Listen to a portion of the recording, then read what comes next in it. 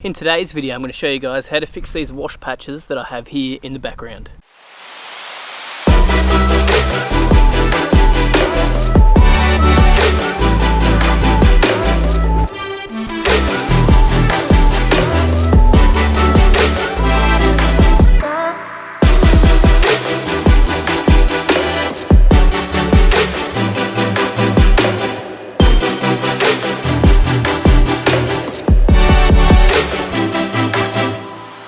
Yo mate, what up? Welcome to another lawn tip vid. Alrighty, so as you can see in the background, the lawn is really kicking along really well, but we still need to fix those wash patches that I have, like for example, just here. It's mostly at the front. We don't need to fix any wash patches out the back, apart from one section down the middle. So what I'm going to do is I'm going to top dress those patches with some of this sandy loam again. I probably don't need that much, but it's always better to be safe than sorry. But anyway, so what I'm going to do is I'm going to give it a really light dusting of that sandy loam. So first thing I'll do is put down some seed, which I'll show you guys. So I'm going to put down seed in one direction and then put the top dress down on top and then put the seed down in the opposite direction as well. Now, as you can see, it is looking pretty good still. It just needs that bit of a touch up. Now at the back there, oh my goodness, it's looking good. Alright, so luckily I had a bit of seed left over and I got a tiny bit more from Globe as well. Globe Growing Solutions, check them out. So as you can see, I've got a little bit of seed left. Now I'm only going to give it a light bit of seed, because if you give it too much seed on top of what you've already got, you can actually start to cause problems like pythium, because you've got so much seed creating and there's so much moisture there. And if you've got too much seed as well, again you get creating, which means your plant's not going to grow properly and they're just going to fight for the nutrients and for the water as well. You can really see how thin it is where it has washed all through there, especially through there, that section there. That's probably the worst. But all throughout there's bits that are washed, which is why I'm doing this. And you can see it's quite a bit thicker where there was no wash. Alrighty, let's just give it a quick seed.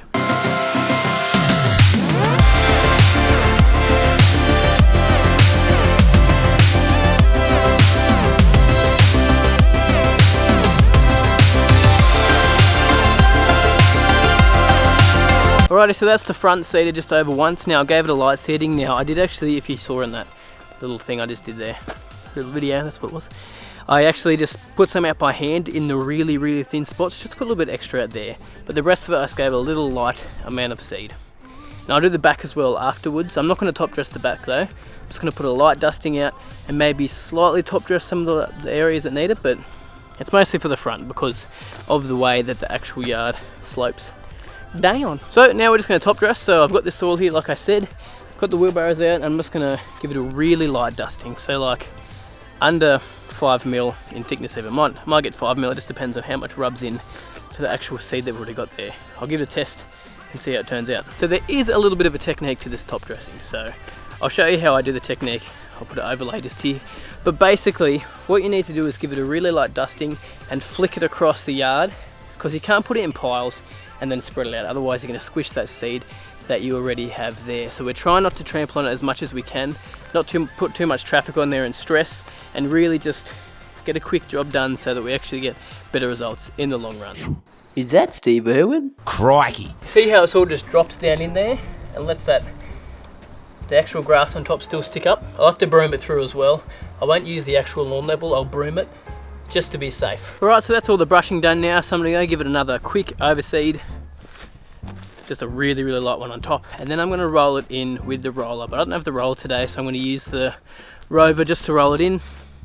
Luckily it's not too wet. If it was too wet, do not roll it in because you'll smush down your soil like crazy. So yeah, some seed over top and then roll it in. Also a quick little mention just to all mower spares, check out this reel that I got from them. Now I did pay for it. Check that bad boy out, 12 blade reel, boy. And how beautiful is that thing? Oh, it's heavy. Really good kit, really good quality. I really recommend those guys to you. So go to allmowerspares.com.au and check out their products. They are some awesome guys with some awesome products. Yeah. I'm just going to use that little sucker to roll in the front and another part of the front as well.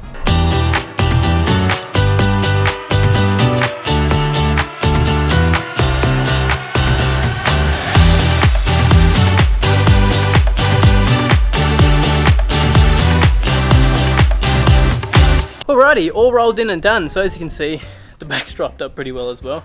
Let's have a squeeze. Dang, son. So strappy. So I only put out about 1 to 2 kilos per 100 square meters. So that's way less than the normal rate. The normal rate's around about 5 to 8 kilos. So the reason I'm only going less is because I'm just oversowing and trying to fill in those bare patches. And the parts that were really bare, I chucked out a little bit by hand as well, as you would have seen when I did it out the front. So I didn't top dress the back like I said, only top dressed the front because the front was where all the wash was. The back just need a little bit because there's a bit of wash here and there. So most of the time you don't have to do this, but since I got a bit of a thunderstorm in the middle with heaps of wash, that is the reason I had to do it. So the lawn's pretty safe to walk in at this point. Now technically you could mow the lawn at this length. So as you can see, if we get down close, it's quite long. So it's pretty long. It's about day 15, I think it is. Day 12 or 13. Anyway, so you could technically mow. They normally say you can mow around day 15 with prunner or ryegrass, but I like to leave it that little bit longer. It really depends on what you like to do. So my first cut, I'm going to actually do it with the rotary mower and nip a little bit off the top. But I'm obviously not going to cut it now because I've just reseeded again. So it'll be a little bit longer until I actually give it a mow. I'm going to say at least, let's say about 2 weeks until I give it its first mow. So not far off. Still can't believe how striped up the yard is after using that roller, right? It's pretty nuts. So it really shows how much this perennial ryegrass is just going to go nuts and really stripe up well when I'm actually mowing it, and the lower I get it, then the better it's just going to look. So I'm really, really excited about this lawn. Hope you guys are as well. And how good is that colour on it as well? Like, it is so dark green. It's just nuts. And it's really going to come up good once you're nice and thick. So here are just a couple of progress pics from day to day that I have on Facebook and stuff like that. So here's a 2-day difference one. It's pretty crazy how much it grows in 2 days. So here's one of when it germinated just here, and here is another one also of it a couple of days after germination. This perennial ryegrass is crazy and it grows so quick, and that's why I love it, because it establishes so quickly, stops that erosion as quick as it can, and you've got nearly a lawn within 2 to 3 weeks, you know what I mean? This is not even 2 weeks, and look at the sucker. This is out the front, and the back it's even better. I mean, you could be mowing it in a couple of days, but you know, we've just overseeded, so probably not going to. But anyway, just love perennial ryegrass, and I love this cultivar and the colour, and just how it's really going to turn out. It's going to be pretty sick, mate. I think that's about it for this video, guys. So thank you so much for watching. Subscribe if you haven't already. Like this video if you enjoyed it and you actually learned something. And I'll see you guys next week. Yeah, water that grass for me. Make it germinate, boy.